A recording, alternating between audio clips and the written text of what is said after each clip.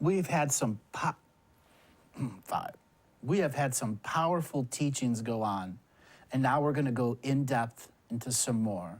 We're going to talk about mastering the sexual relationship with the self without a partner involved, so we can learn the self-healing and self-nurturing techniques it takes to create the space of sacredness within yourself, to go deeper into the moment of the self and have the opening to the universe, which brings the potential of that mate. Very good. You know, for us to be in relationship with others and not recreate the same dynamics of the past,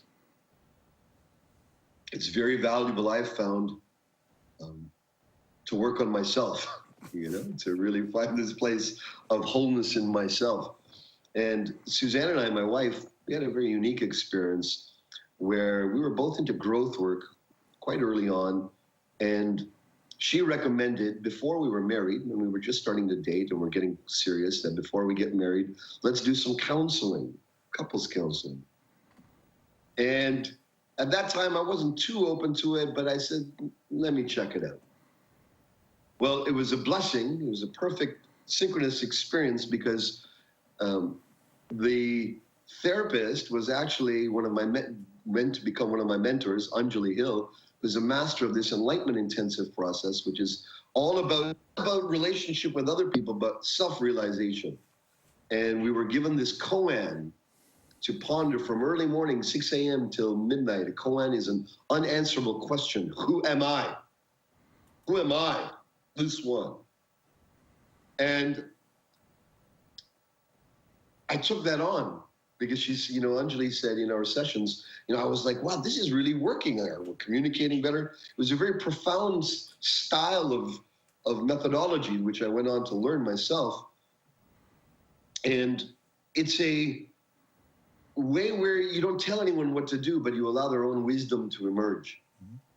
You know, when people are in that action and knowledge state, wisdom becomes ever present. Yeah.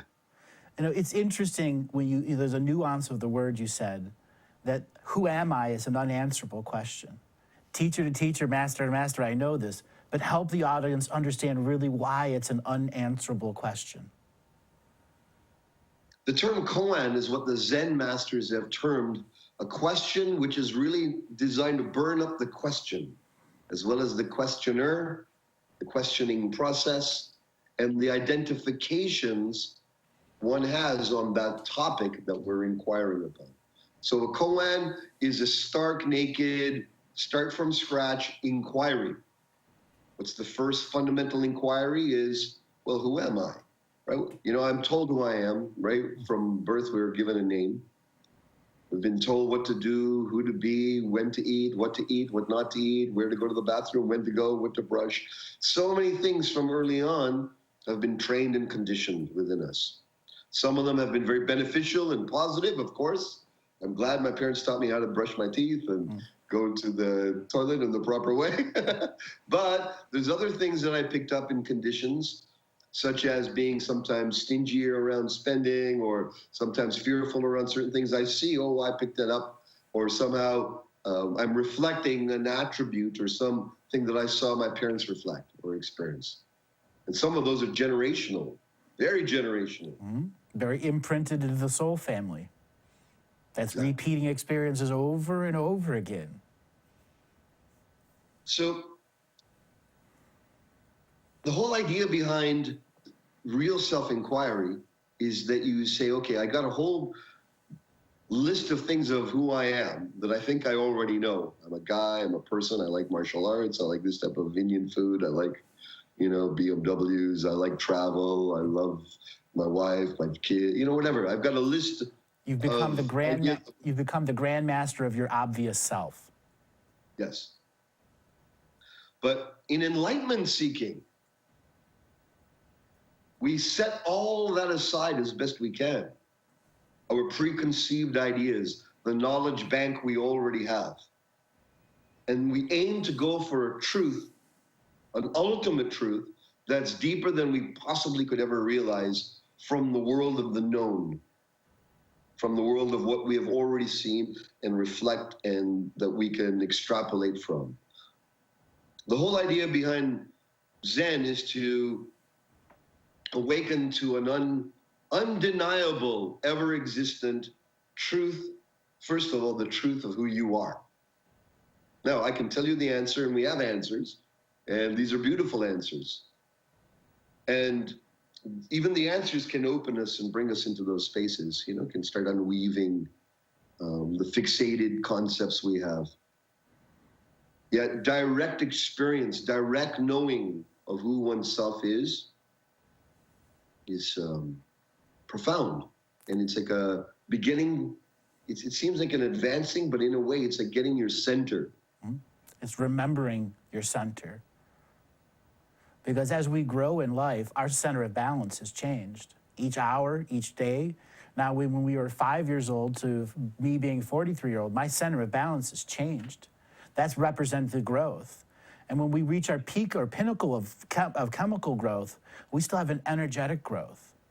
And any day you can look at someone, man, you look 10 years older than you did yesterday, because they're allowing time to affect them more. We are a residual image of light that we project with all of the energy that's behind it. And if we aren't in joy and happiness and are in limitation, shame, blame, guilt, or whatever else is taking away, we aren't shining our light from internal, but taking the light from others and trying to transform others' light into more around us. It's because we haven't discovered our true self. And when we haven't discovered our true self, we're acting, what I've discovered, is on superficial or false identity structures, identities, personas that are habitual, that we are acting and living and using as masks and looking up through masks. And this is why, you know, some people feel that, why does the world feel so inauthentic, unreal? Because we're relating with these substitutes for real depth and real self. We're relating through a series of substituted identities. Some of them were there. We got, this is what a boy should be like. This is what a girl should be like.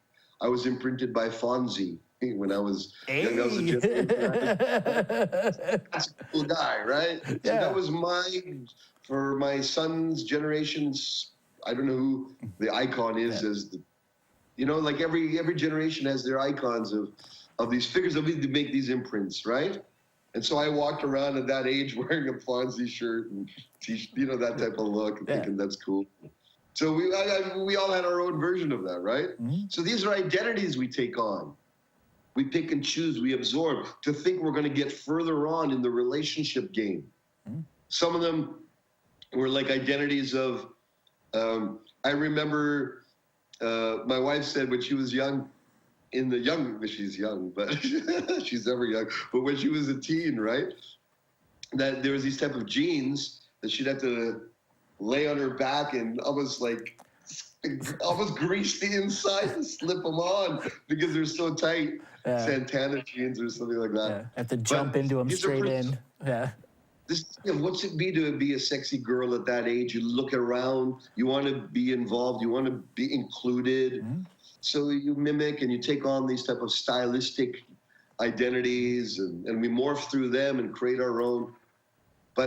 And we do this with our careers. Some of them are, the choosing of it is by response or what we thought we were smart at, what other people thought we were smart at or not smart at, or all the, you know, what was happening in our socioeconomic situations, our self-belief. Can I do that? Can I not do that?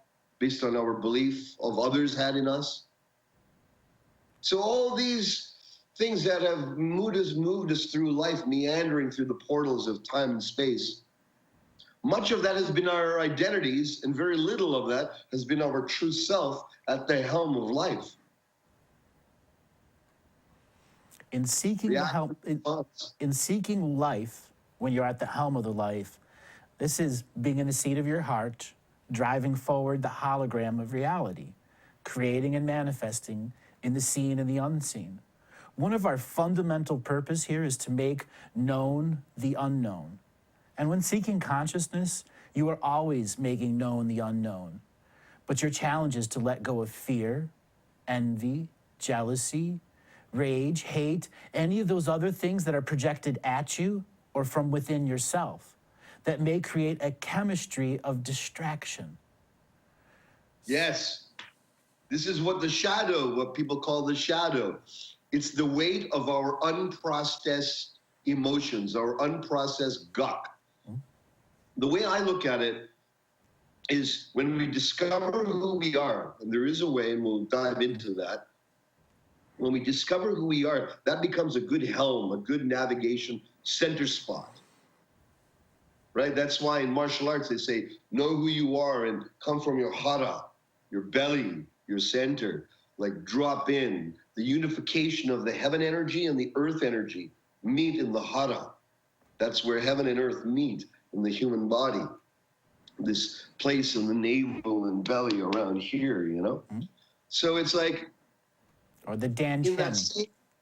That's right. Dantian, right? It's like the grounding of being into the earth, the rootedness. It gives us that rootedness to then take on whatever psychotherapeutic, spiritual inner work, self-reflection, the work that we share about. It's all about, the way I look at it, is this heaviness, these imprints that keep us from flourishing in a true relationship, an evolutionary relationship, or, quite frankly, if you are attracting anyone, you're attracting people who may not be meeting the depth of your heart's longing. That's happening because your true self yearns, and then also are the energetics, the transmission points of the charges going out into the universe, that you have the antagonistic charges that are stuck in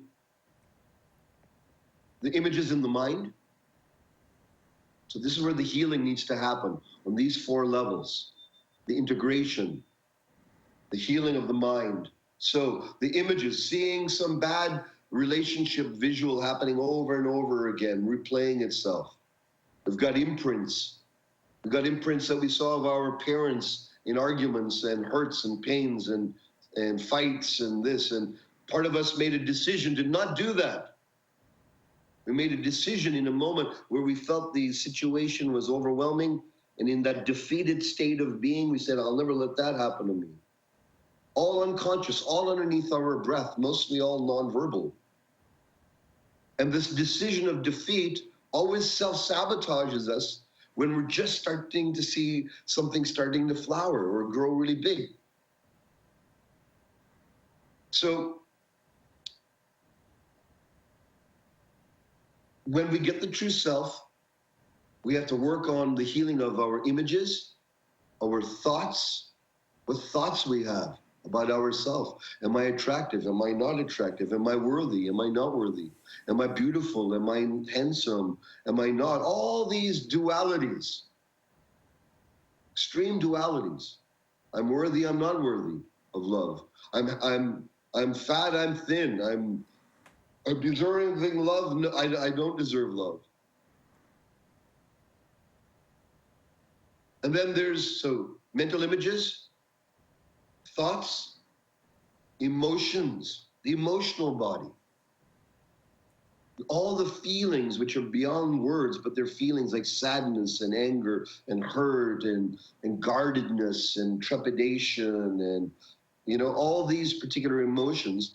And then body sensations, 4 dimensions that we need to heal. Image, thought, feeling, and body sensations. We've got trauma in our body that's stuck from old hurts and wounds and protection and shallow breathing that's become habituated. Even from birth, a tremendous amount of people still have birth traumas on the physical body as well as the energy body. From what the mother and father are going through pre-birth and those first 2 years of life, where the energy is so vital as the being that's the infant is now finite. Infant, finite. There is a connection in the lingo and the conjunction here. Humanity begins the spark of light when the seed and the egg meet, and the first cells are there in the mechanical light process. That is where we begin. And so much of consciousness and letting go of trauma is to understand where in the stream of light the trauma began so that we can isolate it, send love to it, and as a consciousness explorer, not be afraid of things that might be hidden behind a screen memory that says, don't look here or don't go look over there. You can begin to find those moments in reflection, meaning pictures that you have of when you were 12 and depressed. You have that capability of returning as the I am presence in the ancient future and be present to present, because we can control all of our charge and polarity and be neutral to that being of the past, who is still your present being, and through conscious entanglement, create healing. Exactly. You know, it's like this weight that we have, it's either holding us back or we can use it as fuel. Exactly.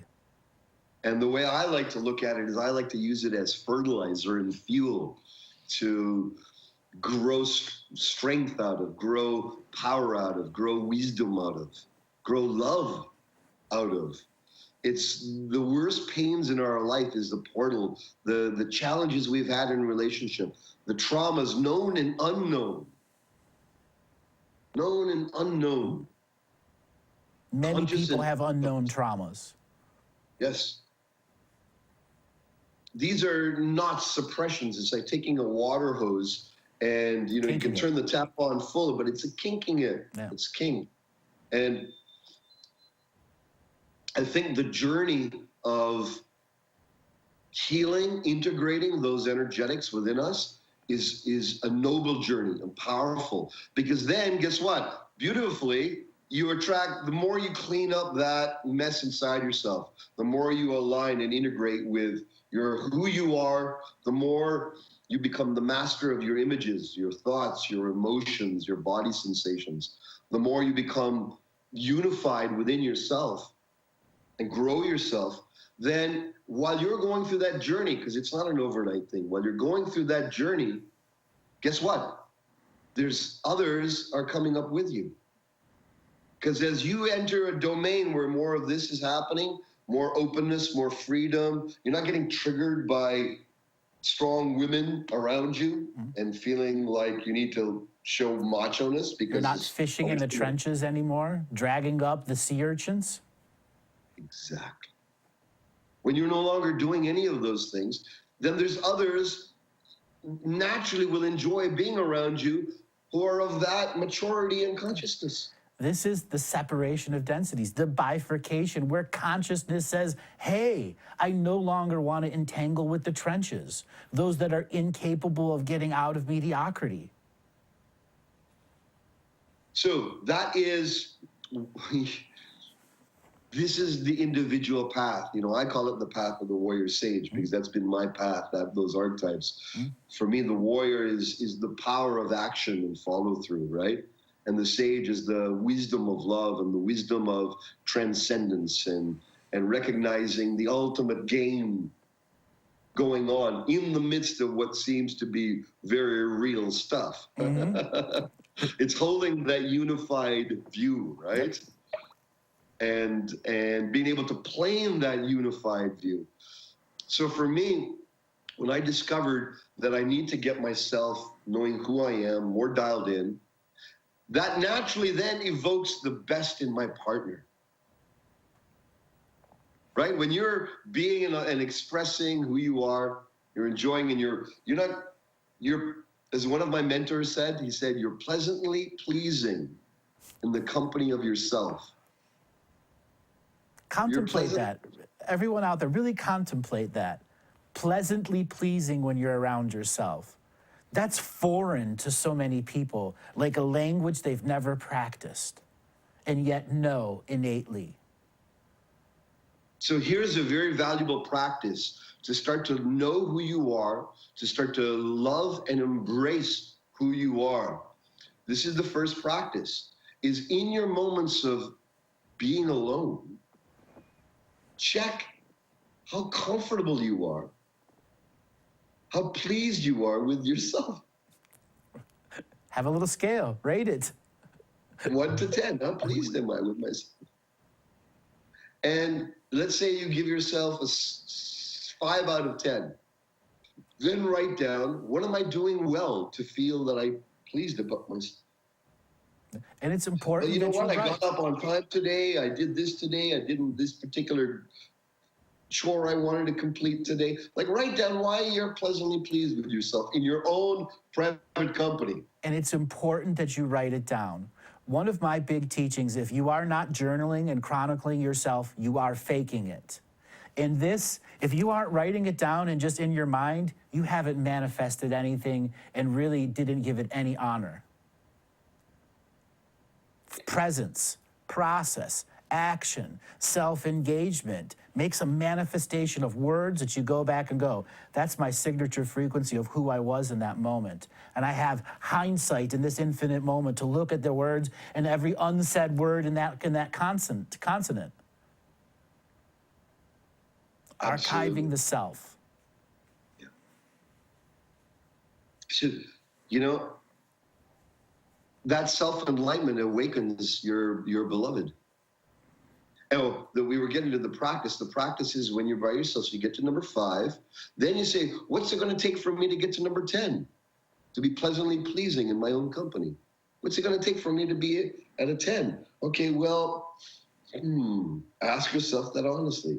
So, you know what? I just got to learn to sit with no TV, no distractions, perhaps remove myself from any electronic engagement for about an hour or 2, or go for a walk, and learn to be with self and nature.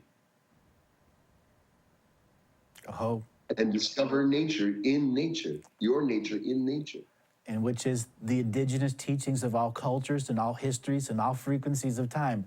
Get out there and enjoy. Right? Get out of the hut or the car. Doesn't matter. The hut or the home. Cave. This is the key to freedom. When you're pleased with yourself in your own company, then you have nothing to prove to the world. And paradoxically, you become more pleasing to others because you're not pushing for approval or clamoring, or you're energetic, or your aura is not going, please approve of me, which is repulsive to those oscillating at a very strong and high frequency. They're not looking, and nor are they interested in those people who are seeking approval. In fact, they don't want to even be around it. They only want to be around people who have inherent self-approval. And then you got to be in a league with people who have inherent self-approval, then transcending of approval. And where the you challenge, transcend. right, and the challenges the ego has, when you describe the tree of going up to self-approval, the ego is always going to try to make an illusionary line for you to go up and to blow up yourself to never actually attain those higher levels. Exactly. So ask yourself, what you got to do to get to a 10? And it could just be one thing. It could be, you know what? I'm going to wake up earlier tomorrow and just go for a little walk. I'd be pleasantly pleasing to myself that I did it. Or I'm going to put in 10 extra push-ups. Or I'm going to embark on that goal that I wanted. I wanted to complete that training. I'm going to complete it. I'm going to bring it through to completion. Or I'm going to embark on something brand new and come out of my box and out of my security. Whatever it is, it's that, okay, if I do that, I'll feel more pleasing to myself. Because it doesn't matter. There will never be enough anyone or anything to please. And if you can't please yourself and be with yourself, then with a lover, a partner, Exactly. you will project onto them to fulfill what you're not giving yourself. And when one is in that pleasantly pleasing process of themselves, they can engage the joy of prayer at a much more refined level of self-genius. Yeah. Without the joy in that prayer that has that pleasantly pleasing process, you can't uncover the myriad of potentials that's you. You get all out of sorts. We're all trying to create pattern recognition, whether it's repetition pattern with no illumination or repetition with illumination. We get to see the pattern, know it, understand it as habitual or externally created, because what we've attracted to our environment is giving us external charges of energy that we must continuously react and respond to.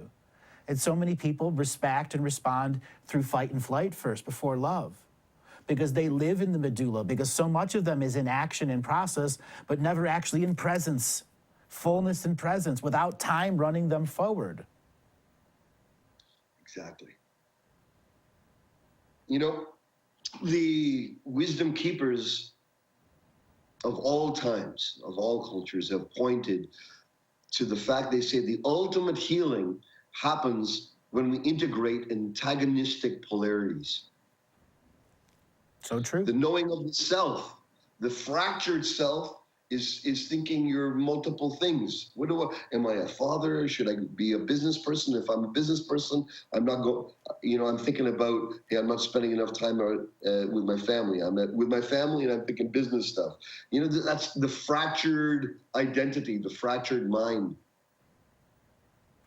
the fractured self. That fractured mind creates a fractalized light self, in which our light being and that higher self, which we talked about earlier, is trying to create energetic synchronicities of awareness with us. Yeah. Through that fracturing and fractalizing of our own light. And our awareness is my fractal of light, which is the kaleidoscope that's around me. And sometimes we have 4 or 5 focuses on life: family, children, job. Each of those is its own micro kaleidoscope in a grander expression of what you're trying to do to drive forward your hologram that is entangled with the holograms of millions of others in awareness and unawareness. And we share tacit consent of energy exchange on the most fundamentally subtle layers of life. Yeah, absolutely. Absolutely.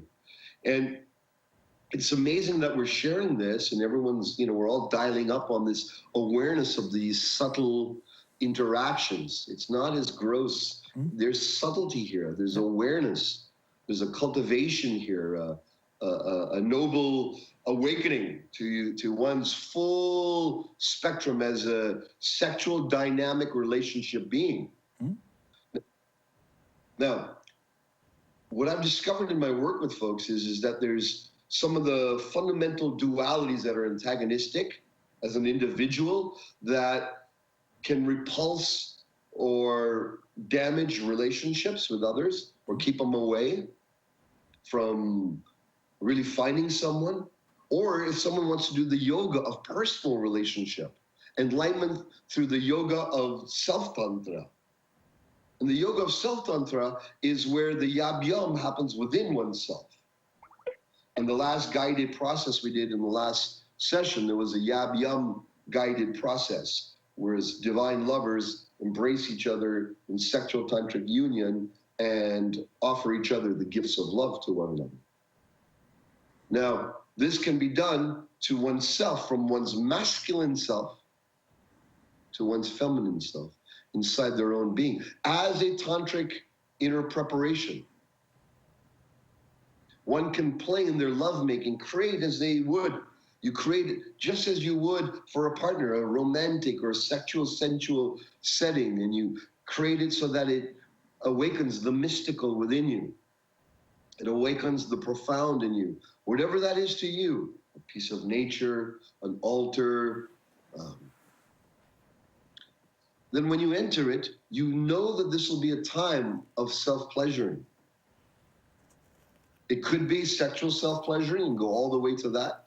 It could not be. There doesn't have to be any form or flow. It's a devotion to the pleasure circuits within self. Traditionally, and in a lot of negative imprints, the pleasure circuits have been made shamed upon. Or have become callous to the tactile touch because the fullness of love is not within the tactile touch. Yes. They haven't, some people haven't developed that feeling of touch. They weren't given enough hugs or caress or validating hugs when they were young in some way, Or cutting of the umbilical cord too early is a common process with. There are some children just need that umbilical cord a little longer, and they must get it somewhere else in the phases of life that come. The interesting thing about this path is that all these adversities, all these things where we didn't get enough of, the way to transform that energetic is give the very thing. So it's a paradox. You give the very quality. So in this particular situation, we were talking about, what do we give again? Love. Yeah, so when we're giving this love in the self-love, in a self-personal practice, you go in, you know you're going to be making love with your pleasure centers. You could bring books that intellectually inspire you, imagery, erotica, poetry, sacred pictures, visuals. A lucid visualization without a mechanical masturbatory process to it. Lucid visionary that has all the potentials you bring in. I liken it to story writing, where you got to figure out what the character's going to say, but you're doing it lucidity. It was a kid, was you're 2 years old, if you're playing with dolls or G.I. Joe guys, you made a story and you just flowed with it for hours. The same thing goes with what you're talking about. Self-pleasure rituals very early on were suppressed and repressed as evil and dark or satanic, or your hair would grow if you or masturbation. All these things had negative imprints. It's because many systems were scared of the awakened sexual force in oneself. Right. They knew if it was awakened and purified, that one's autonomy, they couldn't be buckled, they couldn't be manipulated or pushed around, because they were full and invigorated in their sexual life force and awakened. So the practice is in your lovemaking, you slowly start with tactile touch, your self-lovemaking, reading. Remember, we're healing the images, the thoughts we have, so we can read books that inspire us, listen to talks that inspire us around these topics, images, thoughts, feelings, and emotions. This is where we're going to bring our emotions into this and self-love ourselves and really bring our, I'm here, thank you knees, thank you elbows, thank you breasts, thank you face, thank you, and keep going into areas where it's like, what's your edge? Keep going, thank you, thank you, thank you. Now, the yogic discipline, this is a discipline. The yogic tantric discipline is how long can you cultivate pleasure in your body without releasing it? Or loss of focus, in which some other mechanical chemical process may create some form of body-based distraction, which brings up traumas to heal, which is ultimately why one can't maintain that length of endurance. Also called, oinking, where it's mechanical, oink, oink, oink, right? Exactly. There's the oinking, right? That's where your body, you see, for a lot of males, their sexual energy when young was shamed, and so they masturbated very quickly in closed areas, wherever it was. And so it was some stimulation through some magazines, something like whatever, some stimulation, some erotic fantasy, which created an erection, created the sexual erection, and then a very fast masturbation to release the energy and then go back. So the nervous system was trained over and over for fast ejaculation. Yep. As well as non-sensualized, because it's not engaged by the wholeness of the vulva, which is its sensory instrument input device. Exactly. So it was like a secondary or superficial form of sexual release, okay? Now, I'm not judging it. All I'm saying is we were trained and our bodies needed to feel good, and that's all great, right? Now, the thing is, though, the leftover is a nervous system that's trained for excessive and fast and quick ejaculation, which then can hinder long-term lovemaking, calming down, cooling, playing more long-term tantric waves, erotic waves of pleasure. And so that's one of the first things to learn to do is keep in these self-pleasuring, self-tantric loving rituals, keep it at 40 minutes, no more. It's a particular practice. And that 40 minutes allows you to go up and then stay in that energetic. And then and you don't have to have an orgasm. in the traditional sense of release. You can aim to see, can I keep that longer and stay turned on without release and go longer and longer and longer with that. Maintaining, and see how long. right. Yes. Maintaining the lucidity aspect. Because it's not about the mechanical activation, because it goes for the opposite for men, is for women, they also had a very similar situation where it had to be fast, had to be XX.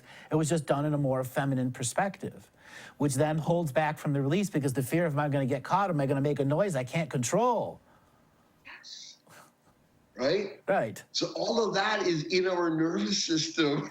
Oh, And it goodness echoes. gracious. And it echoes. Yeah. And the male and the female parts store that as we'll just call it a synaptic trauma. And I say trauma because it is something that needs to be healed. But it's a callus, like on a hand that's doing workers that got calloused hands. You've got to take that callus off by soaking the hands and going through the healing process. Yes. And then there's some of us who've had things that are very, very hurtful and damaging, and some of us have gone through very painful, traumatic experiences and inappropriate sexual acts that have been done and things like that. And those imprints run very deep. Mm-hmm. Keeps them disconnected from their root. And they become a duality being. They're not two personalities, they're duality.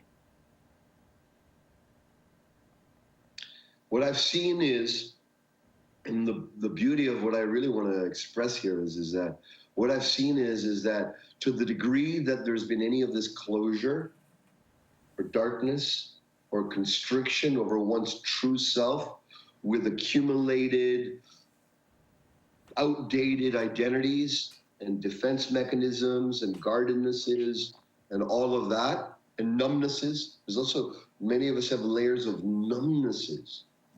Where it's just like, you can't soften yourself. You are the 1,000-yard stare, and what's in front of you is just non-existent.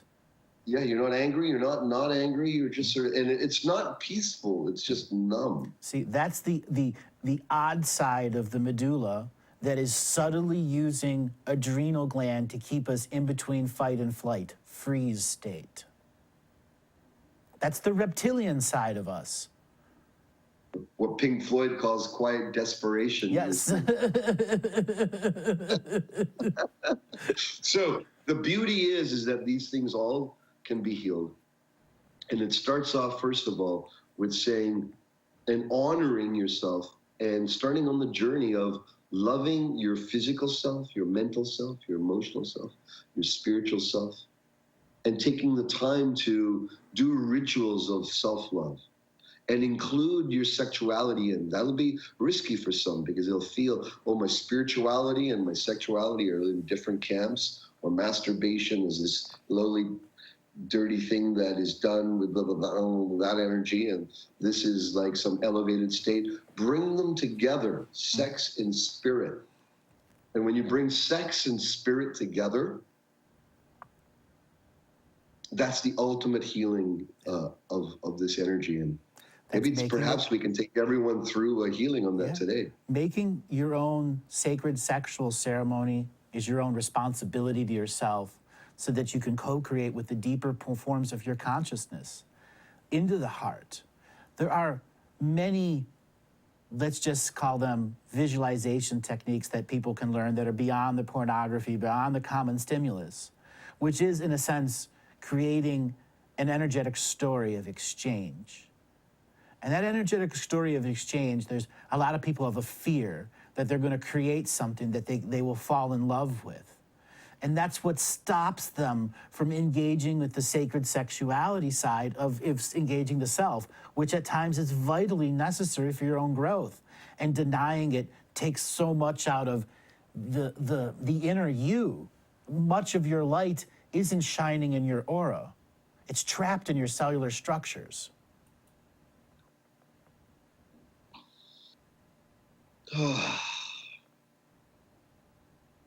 There's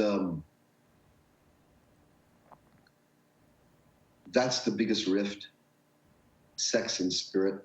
Yeah. In the realm of this world. in the relationships.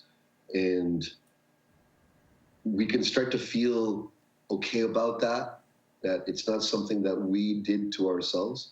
It was in the space, it was in the aura, we absorbed it. It was, and I think, shall we dive into a healing here?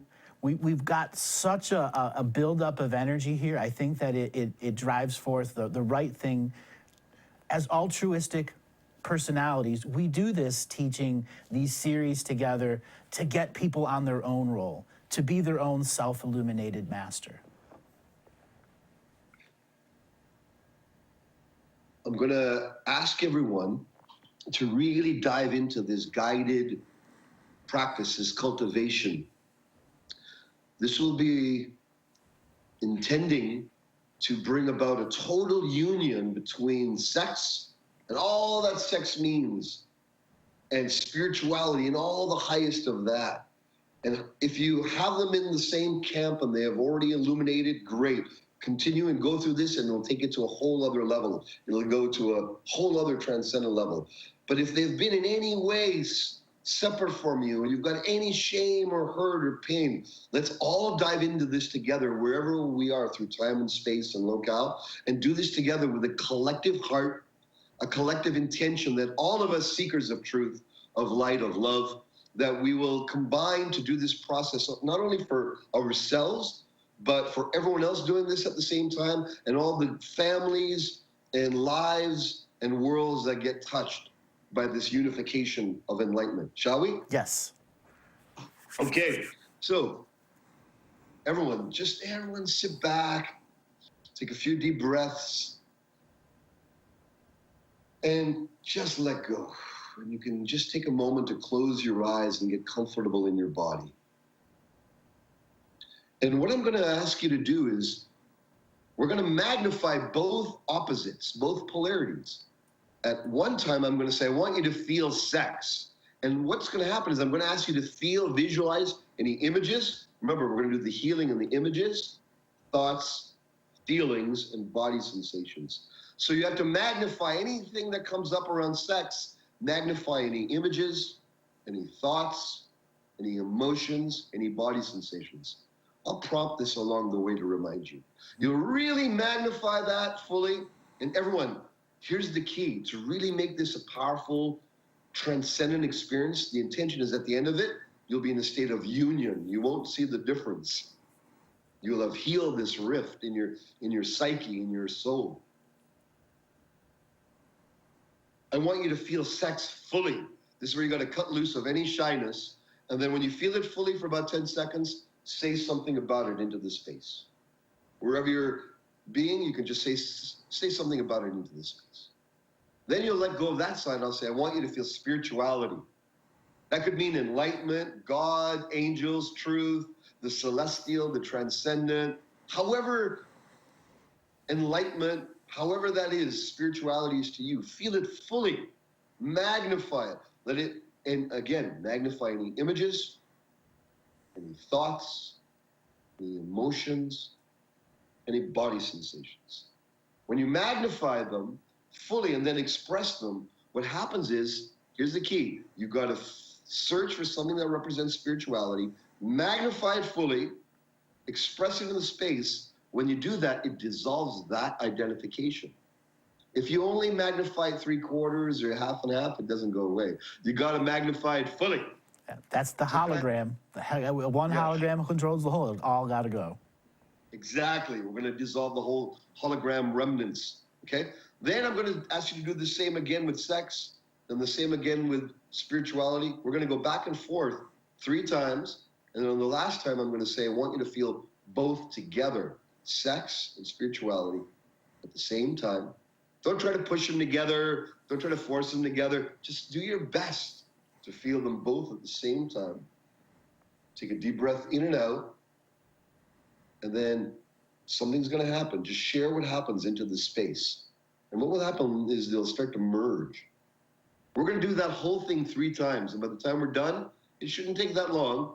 By the time we're done, we'll have entered a whole new state of wisdom. around sex and spirituality. Okay, let's begin. Let's first of all make an honoring to ourselves.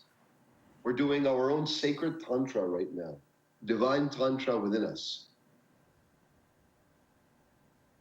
An honoring of your own power and your own discipline and your own courageousness to feel everything. To commit to that, to feel everything and to magnify it. Excellent. Okay, let's start with sex. Feel sex fully and then say something about it into this space.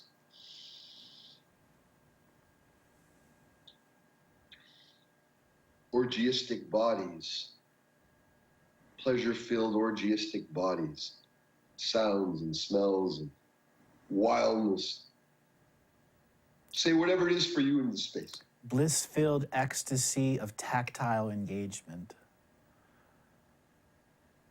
Okay, excellent. Let's let go of that and now feel spirituality.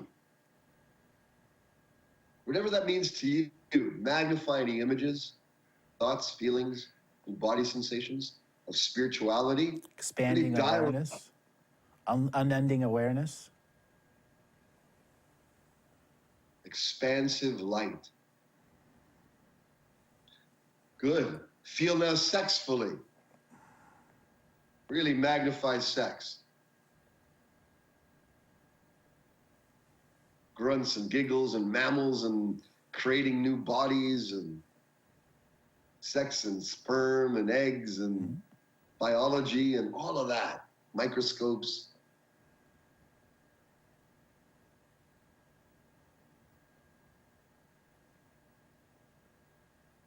Okay, let's feel the other side now, science, or sorry, spirituality. Spirituality. And you can join in too. Yeah. You can say anything about spirituality. Spirituality. So feel that fully, everyone. Oneness. Feel spirituality fully and then say something about it. Oneness and joyful, youthful expression of life walk. An eternal being traversing time and space for pleasure and joy and self-investigation. Now feel sex again. Really magnify sex again. It could be a new image, a new experience, whatever's there. Magnify sex fully for 10 seconds. Really magnify it, and then say something about it into the space.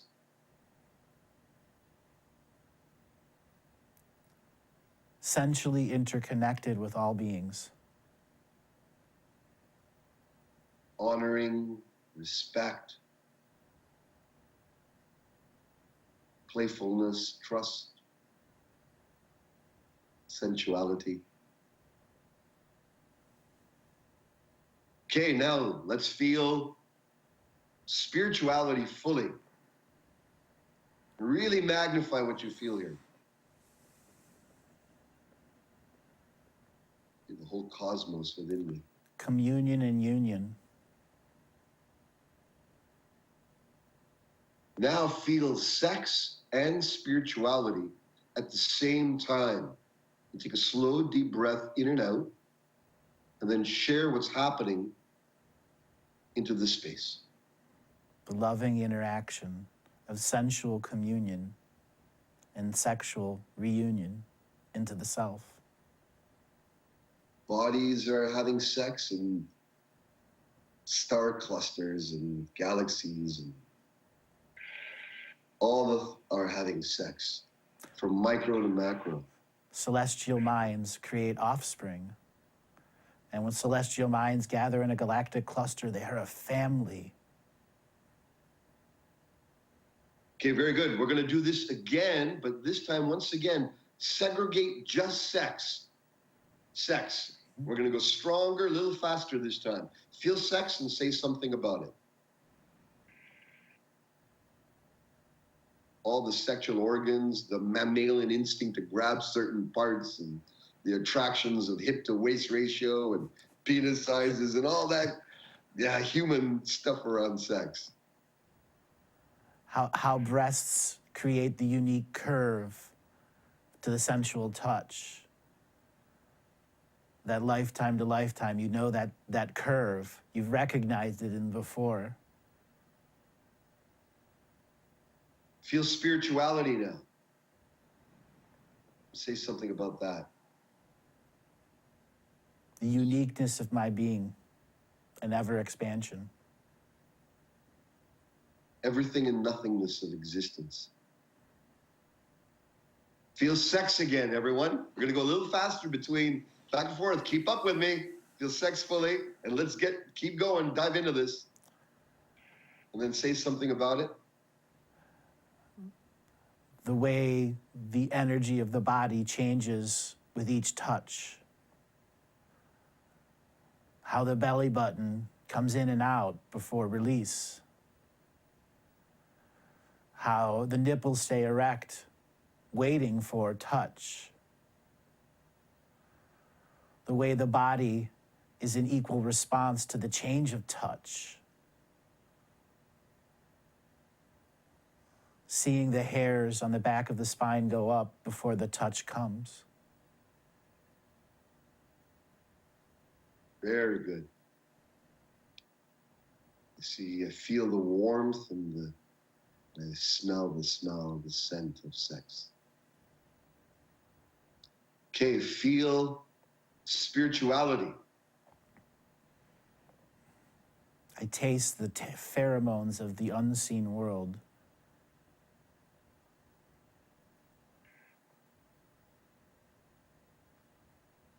Life and death and sex are one. All a journey of the same thing. Transformation of the same thing. Life, sex, death. Okay, feel sex and spirituality at the same time once again. And take a slow, deep breath and share what's happening between the two.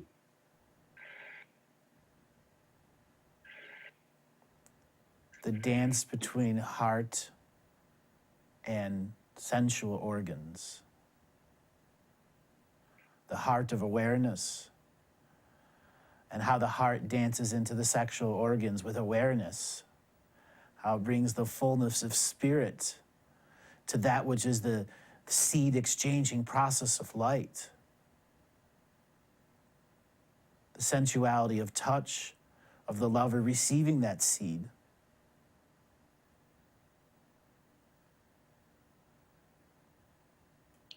I feel it as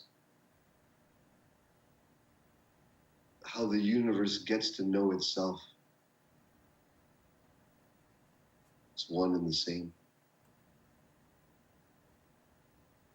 We're going to go one more time for those who haven't fully integrated, and this will be the last time we go back and forth. So if there's any remnants left of either side of the polarity of sex or spirituality, feel them fully. If you've attained a state of oneness where they are undifferentiated and appearing to you as one of a complete whole and edgeless and infinite, then remain in that state and expand that state of oneness of sex and spirituality infinitely in all directions, all times and places, all void states, all places, all subtle aspects of your being. Let that touch, that knowingness. Let's feel sex once again. And feel it fully and then say something about it. We're going to go a little faster. Embodied universe.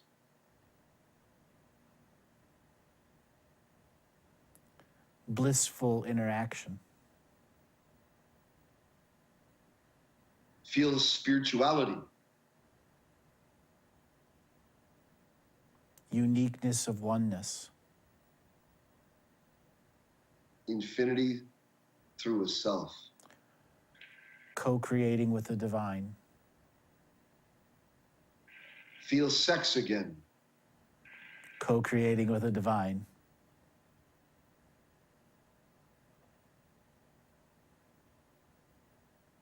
Void coming into being.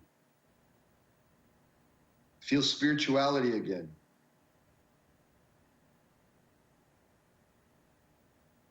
Being coming into void. Reunion with the law of one. Feel sex again. We are one. one. Feel spirituality again. We are one. Feel both at the same time, sex and spirituality, and take a deep breath in and out.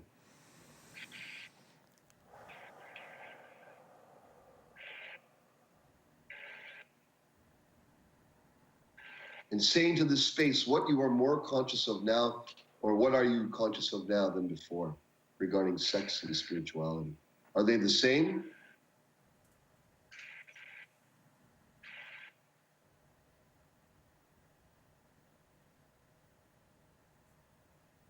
And Andrew, please, what are you more conscious of now than you were before? My awareness of sexual spirit present in the now. An unknowingness of the sensual exchange between all beings without a sexual intention. The flow of oneness is the same thing. The removal of internal taboos. The healing of old wounds, which were not wounds, but misperceptions. Self-malfunctions created through the lack of awareness, for I did not see the charge and polarity.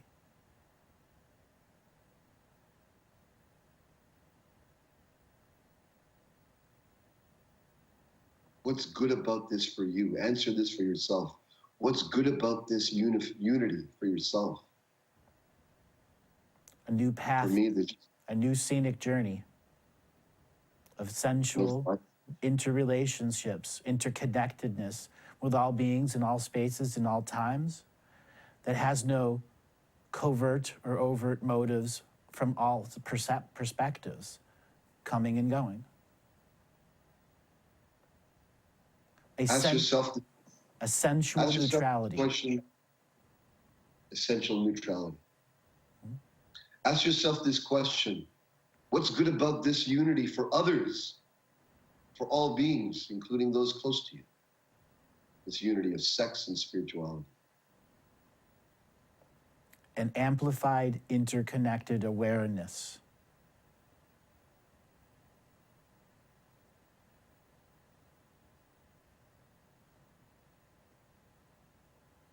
What's valuable about this unity? It's palpable, feelable now. And it will take skills of denial to send it away. What have you learned about yourself now regarding sex and spirituality? What have you learned? That they can be intermixed in many different formats that have incredible potentialities. It is the point of view that is not about the previous personalities. It is only being present in this moment for that singular moment to make that sacred. Not that the others weren't, for each was its own, but to make it sacred for myself, for the future being that is already cognitively present and precognitively present through my dreams that I've had over many years.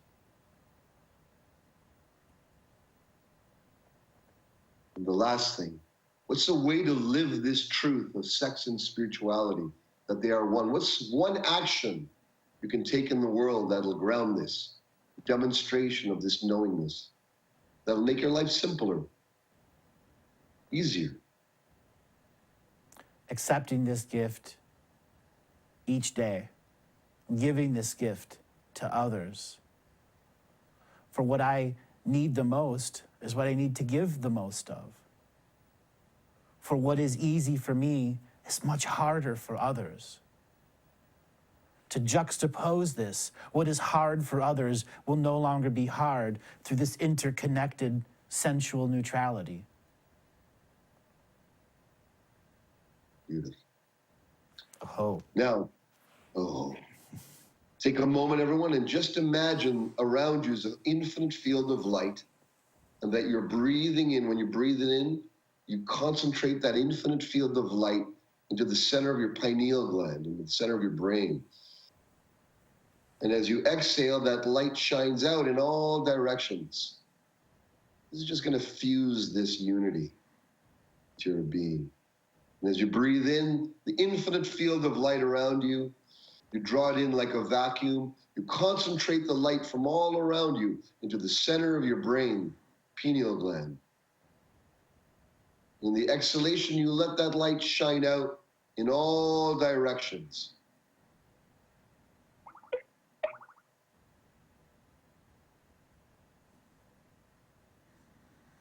Oh, now you are unified in sex and spirit.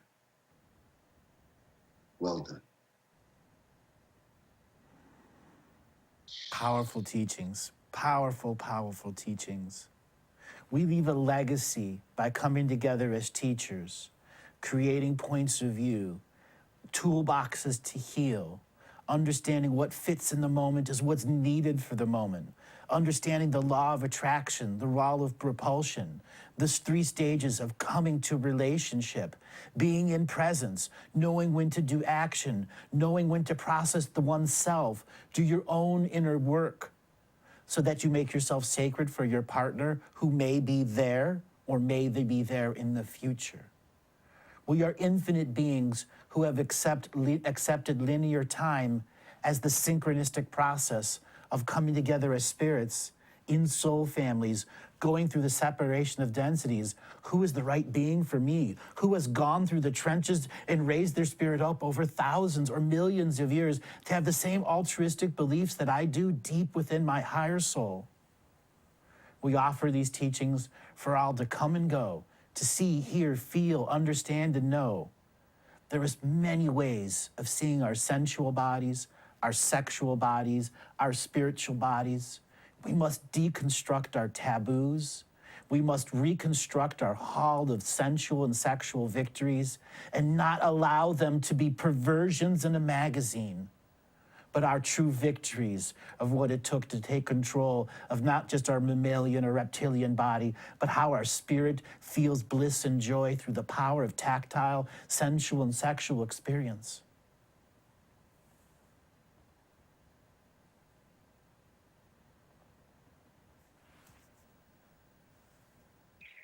And we can cut there.